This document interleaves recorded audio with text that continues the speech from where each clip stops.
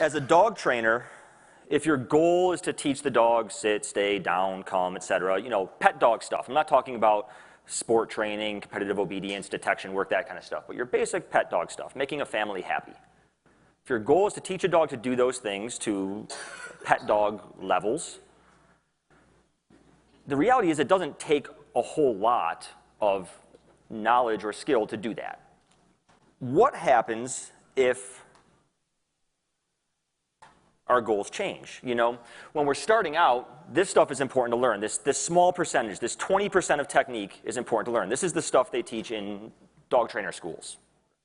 What happens when it's important not only that the dog does do these things, but that we start caring about how they do it?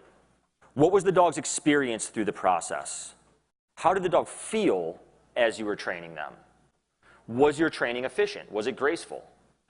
This is the stuff that, as a reality, when we move beyond the stage of what I would say like beginner dog trainer, and if we're going to move beyond that stage, the standard of does it work for me isn't really sufficient anymore.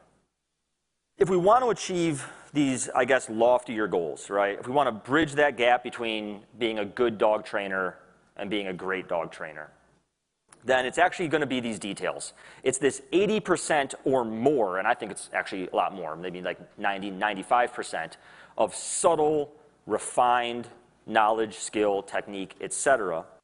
that this stuff, it's not going to make or break your dog training, right? If you don't pay attention to these little things, the dog will still be trained.